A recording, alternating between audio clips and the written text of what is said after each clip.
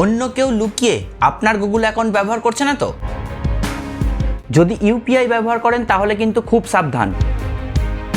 গুগলের অ্যাক্সেস মানে কিন্তু আপনার A to Z অ্যাকাউন্টের পাসওয়ার্ড অন্য কারোর হাতে। কিভাবে দেখবেন কোনো আননোন লগইন আছে কিনা, কোথা থেকে দেখবেন, থাকলে কি অ্যাকশন নেবেন, সমস্ত কিছু এই ভিডিওতে জানবেন। আর এরকমই ইউজফুল ভিডিও পেতে চ্যানেলটা ফলো বা সাবস্ক্রাইব অবশ্যই করে রাখুন।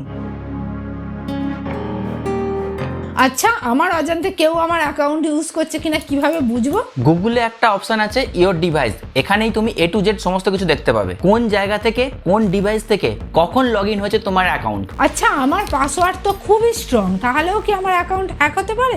দেখো, পাসওয়ার্ড ক্র্যাক করা আজকের দিনে খুব মামুলি ব্যাপার, আর তাই ইওর ডিভাইস সেকশন চেক করা খুব জরুরি। অনেক সময় হ্যাকাররা চুপচাপ ঢুকে পড়ে যদি পাসওয়ার্ড অন্য কোথাও লিক হয় বা পাবলিক ওয়াইফাই ইউজ করো। তোমার অজান্তেই সবকিছু হয়ে যাবে, কিন্তু যদি এখানে চেক করো তাহলে সাথে সাথে ধরে ফেলতে পারবে।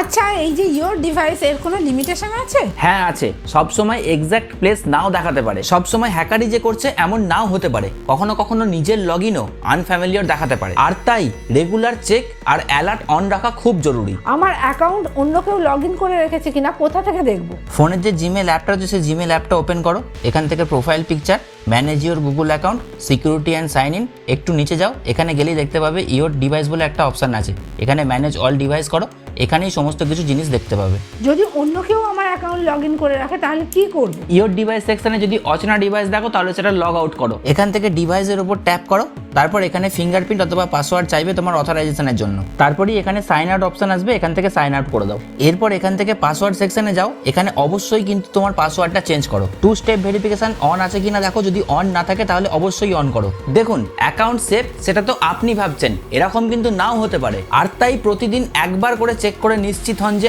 আপনার অ্যাকাউন্টে অন্য কেউ ঢুকে নেই। এই রিলেটেড যদি কোনো কোশ্চেন থাকে তাহলে অবশ্যই কমেন্টে জানান।